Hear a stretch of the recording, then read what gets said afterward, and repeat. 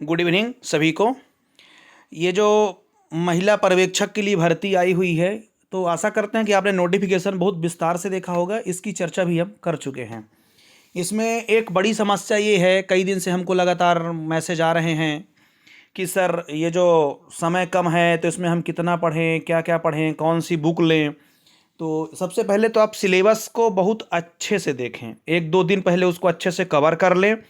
आपके दिमाग में एक माइंड मैप टाइप में बन जाना चाहिए कि आखिर पूछेगा क्या क्या, किस किस चैप्टर से कितना लगभग पूछेगा, तो उस हिसाब से फिर आपको पढ़ने में आसानी होगी। तो सबसे पहले आप इसको देख लें और फिर अच्छे से कोई एक आध बुक बढ़िया रख लें और उसी को कई बार पढ़ें। ऐसा नहीं कि कई सारी बुक। आज हम बात करेंगे मध्य प्रदेश महिला पर्यवेक्षक की बेस्ट बुक के बारे में, जो कि चक्षु प्रकाशन की है। यह एक अच्छी पुस्तक है। इसमें पूरा जो कॉन्सेप्ट है सब्जेक्ट वाइज पूरा विधिवत दिया हुआ है, और इसमें जो प्रैक्टिस सेट दी हुई है उसमें पूरे जो हल प्रश्न पत्र हैं वो पूरे व्याख्या सहित दिए हुए हैं। इनको आप अच्छे से आप हल कर सकते हैं और अपनी तैयारी को आसान बना सकते हैं।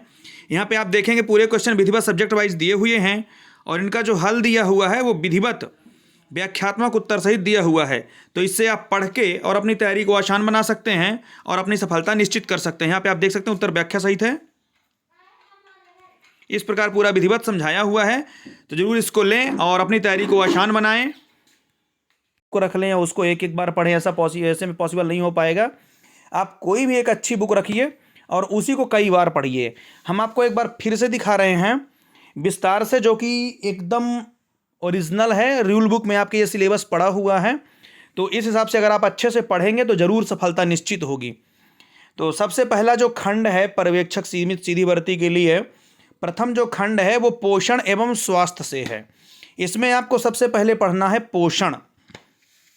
इसमें संतुलित आहार, मैक्रो एवं माइक्रो न्यूट्रिएंट्स, उसमें कैलोरी, प्रोटीन, विटामिन, सूक्ष्म खनिज तत्व जैसे iodine, vitamin A, iron, zinc, vitamin तथा कैल्शियम की कमी से होने वाली बीमारियां और उनकी रोकथाम, केवल आपको इतना पढ़ना है और इनसे आपके क्वेश्चन बनेंगे 10 ठो। तो थोड़ा सा इसको अच्छे से ऐसे आप अगर डिवाइड कर लेते हैं कि एक दिन आप इस चैप्टर को पढ़ेंगे और इससे जो इंपॉर्टेंट क्वेश्चन उनको लिख लेंगे, फिर सेकंड नंबर में आपको पढ़ेंगे और उसके जो इंपॉर्टेंट क्वेश्चन उसको आप लिख लेंगे, तो ये लगभग जाके आपका 1 महीने में, अगर थोड़ा सा आप अच्छे से मेहनत कर लेते हैं तो लगभग 1 महीने में कवर हो जाएगा। और फिर अच्छे से आप कुछ दिन जो बचेंगे उसको आप रिवाइज कर लेते, जब तक आपका एग्जाम होगा तब तक उसको आप कई बार रिवाइज कर लीजिए तो बढ़िया बन जाएगा। तो जैसे सेकंड पॉइंट में क्या दिया हुआ, जीवन की विभिन्न अवस्थाओं में पोषण का महत्व। जो जीवन की अलग अलग अवस्थाएं हैं उसमें पोषण का क्या महत्व है। जैसे सबसे पहले है किशोरावस्था, तो ये लगभग अगर एक बार अच्छे से आप देख लेंगे मन लगा के, तो ये काफ़ी सारी चीज़ें आपको अच्छे से कवर हो जाएंगी। फिर है गर्भावस्था में जो धात्री माताएं हैं, जो नवजात शिशु हैं, बाल्यावस्था हैं और वयस्क हैं, इनमें पोषण का महत्व क्या है, किस प्रकार से उनका पोषण होना चाहिए, इसको आपको थोड़ा सा अच्छे से देखना है। इससे आपको मिलेंगे 8 नंबर। नेक्स्ट है गर्भवती की देखभाल। गर्भावस्था में वजन की निगरानी करना, मातृ शिशु की रक्षा करना, गर्भावस्था में खतरों से बचाव और प्रसव पूर्व स्वास्थ्य जांच, इसको थोड़ा सा अच्छे से एक बार देख लेंगे। और लगभग ये ऐसे पॉइंट है जो लगभग सामाजिक हैं, और इनको आप एक बार अच्छे से अगर देख लेते हैं तो जल्दी से कवर हो जाएंगे ये, और इससे आएंगे आपको 7 नंबर के क्वेश्चन। नेक्स्ट है टीकाकरण के बारे में। तो जो राष्ट्रीय टीकाकरण कार्यक्रम होते हैं उनके अंतर्गत जो लगने वाले टीके हैं उनके बारे में आपको नॉलेज होना चाहिए।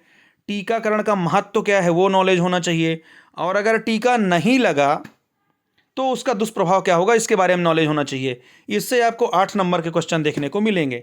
फिर हैं स्वास्थ्य के जो विभिन्न राष्ट्रीय कार्यक्रम चल रहे हैं, इसको आप देख लेंगे। NRHM और ICDS अंतर्गत संचालित योजनाएं हैं, इससे आपको टोटल 6 नंबर के क्वेश्चन देखने को मिल जाएंगे। फिर है कुपोषण, जन्म के पूर्व कारण एवं संरक्षण के उपाय, जन्म के बाद कारण एवं संरक्षण के उपाय है, इससे आपको मिल जाएंगे 8 नंबर। उसके बाद सामान्य बीमारियों की जानकारी है, इसमें आपको दस्त के बारे में जानकारी होना चाहिए, उल्टी के बारे में, आँखों के और नाल का संक्रमण, खसरा, गलघोंटू, टिटनेस, काली खांसी, TB, निमोनिया, इनसे आपको मिलाकर 8 नंबर का होना चाहिए। इस प्रकार आप देखेंगे 7 टॉपिक पढ़ के आपके 55 नंबर कवर हो रहे हैं। तो यदि 7 दिन अथवा 10 दिन इसको आप मान लीजिए, इतने में आपका ये पॉइंट अगर अच्छे से आप मेहनत कर रहे हैं तो ये 55 नंबर में ऐसा नहीं है कि 40 से 45 नंबर आपको नहीं मिल जाएंगे, आराम से मिलेंगे। बस आपको रिवीजन जरूर अच्छे से करना है और प्रैक्टिस करना है आपको, कोई अच्छे से प्रैक्टिस सेट लेकर, तो बढ़िया कवर होगा। फिर नेक्स्ट सेकंड पॉइंट क्या है, द्वितीय जो खंड है उसमें सामान्य ज्ञान और आपको तर्क शक्ति देखना है। तो ऐसा नहीं है कि आप बिल्कुल इसमें जीरो होंगे, जो तर्क शक्ति लगभग आप उसको कुछ कभी ना कभी किसी ना किसी का पेपर दिए होंगे, तर्क शक्ति लगभग भी कवर होगी। इसमें क्या है, जो सामान्य ज्ञान के विभागों की जो योजनाएं हैं उनको आपको देखना है।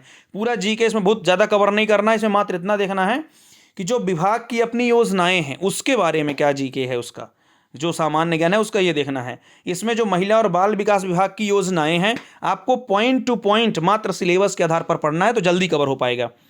स्वास्थ्य विभाग की योजनाएं देखना है आपको, पंचायत एवं ग्रामीण विकास की योजनाएं देखना है आपको, सामाजिक न्याय विभाग की योजनाएं हैं और आदिवासी विकास विभाग की योजनाएं हैं। इतना अगर आप मात्र ये योजनाएं पढ़ लेते हैं तो 10 नंबर का ये आपका कवर हो जाएगा। उसके बाद आपको क्या देखना है, नियम अधिनियम एवं अधिकार। इसमें आपको कितनी चीज जानना है, मात्र बच्चों के कानूनी अधिकार क्या हैं, संबंधित नियम अधिनियम शिक्षा का अधिकार क्या है, महिलाओं के कानूनी अधिकार हैं एवं संबंधित नियम अधिनियम हैं, यौन उत्पीड़न है, घरेलू हिंसा है, दहेज प्रतिरोध, संपत्ति का अधिकार, बाल विवाह रोक अधिनियम और खाद्य सुरक्षा अधिनियम। इतनी चीजें आपको कवर करना है, इतने में आपको 10 नंबर यहां से मिल जाएगा। उसके बाद आपको शारीरिक संरचना और सामान्य ज्ञान उसके बारे में देखना है, जैसे पाचन तंत्र हो गया, ग्रंथियां हो गई, प्रजनन तंत्र हो गए, किशोरावस्था विकास हो गया और प्राथमिक उपचार हो गया। इससे आपको 8 नंबर कवर करना है, कवर होगा। इतना चीज़ अगर आप पढ़ लेते हैं तो 8 नंबर कवर हो जाएगा। उसके बाद कंप्यूटर का सामान्य ज्ञान आपको होना चाहिए, MS ऑफिस का सामान्य ज्ञान, इंटरनेट के बारे में, मोबाइल संचालन का ज्ञान होना चाहिए। इतने में आपको 7 नंबर मिल जाएंगे। उसके बाद सामान्य गणित 8वीं, जिसमें सामान्य अंक गणित होनी चाहिए, दशमलव, प्रतिशत, अनुपात एवं ब्याज, आंकड़ों की व्याख्या, ग्राफ पढ़ना बनाना, इसमें आपको 10 नंबर मिल जाएंगे। उसके बाद सामान्य तर्क शक्ति है, इसमें सामान्य प्रश्न है, श्रेणी आकृति है, इससे आपको 10 नंबर मिलेंगे। इस प्रकार इतने 6 टॉपिक में आपको 55 नंबर कवर होंगे। तो इसको भी अगर आप अच्छे से 10 दिन दे देते हैं, 8 दिन 10 दिन, तो आपके ये 55 नंबर में 40 से 45 50 तक भी खींच सकते हैं। अगर आप ठीक से मेहनत कर लेते हैं तो आपको मिलना तय है। उसके बाद तृतीय खंड है प्रबंध की गुण। इसमें संचार एवं परामर्श कौशल से संबंधित 2 अपठित गद्यांश आधारित होंगे, और अगर अपठित गद्यांश आएंगे तो लगभग आप उनसे उत्तर ढूंढ लेंगे, तो इससे 12 नंबर का आपको देखने को मिलेगा। ये आपका प्लस पॉइंट रहेगा, क्योंकि अपठित गद्यांश से ही आपको पढ़कर अच्छे से उसके उत्तर ढूंढ के देना पड़ेगा। फिर नेक्स्ट क्या है, विकास की अवधारणा एवं उसकी मुख्य चुनौतियां, और उसमें पंचवर्षीय योजनाओं का विकास कैसा है, समकालीन सामाजिक चुनौतियों एवं सरोकार है। इससे आपको 10 नंबर देखने को मिलेंगे। उसके बाद नेतृत्व विकास है, इसमें आपको नेतृत्व क्षमता, गुण एवं कौशल, आंतरिक गवर्नेंस, समन्वय, समूह कार्य और टीम वर्क, इतना अगर आप कवर कर लेते हैं तो 8 नंबर मिल जाएंगे आपको। उसके बाद संप्रेषण की परिभाषा, प्रकृति, माध्यम एवं अवरोध, इससे आपको 7 नंबर देखने को मिल जाएंगे। उसके बाद सामुदायिक संगठन एवं मोबिलाइजेशन, इसमें समुदाय एवं सामुदायिक संगठन की समझ है, सामुदायिक संगठन के सिद्धांत है, सामुदायिक विकास एवं जन भागीदारी, सामुदायिक मोबिलाइजेशन है। इसको आपको देखेंगे तो टोटल 45 नंबर मिल जाएंगे। ये जो ज्ञान है इसमें लगभग आधा के आसपास आप मान सकते हैं ऐसा ज्ञान है जो कि सामाजिक ज्ञान है, उसमें आपको बहुत भारी मेहनत नहीं करनी पड़ेगी। अब अगर आप ईमानदारी से 1 बार 2 बार देख लेते हैं तो लगभग बहुत सारे क्वेश्चन आपके कवर हो जाएंगे। उसके बाद चतुर्थ खंड है शिशु की प्रारंभिक देखभाल एवं शिक्षा। इसमें आपको जो बाल विकास का परिचय है वो देखना है, जैसे बुनियादी अवधारणाएं हो गई, वृद्धि और विकास को परिलक्षित करने वाले सिद्धांत हो गए, विकास के महत्वपूर्ण चरण हो गए, अनुवांशिकता और पर्यावरण पर बाल विकास का प्रभाव हो गया, प्रीनेटल विकास, प्रथम 3 वर्ष में विकास, 3 से 6 वर्ष के मध्य विकास, और लगभग बहुत सारी महिलाएं तो माता भी होंगी तो उनको ये सारी चीज़ें वैसे ही लगभग काफ़ी सारी चीज़ें कवर होंगी, और इतना अगर आप अच्छे से देखते हैं तो 12 नंबर आपके ये कवर हो जाएंगे। शाला पूर्व शिक्षा परिचय, इसमें शाला पूर्व शिक्षा अवधारणा एवं औचित्य, आयु अनुरूप सीखने की श्रेणियाँ और स्तर, बच्चे के सीखने की प्रक्रिया और मानसिक क्षमताएं, शारीरिक एवं गत्यात्मक विकास, संज्ञानात्मक विकास, भाषा विकास, सामाजिक एवं भावनात्मक विकास, सृजनात्मक विकास,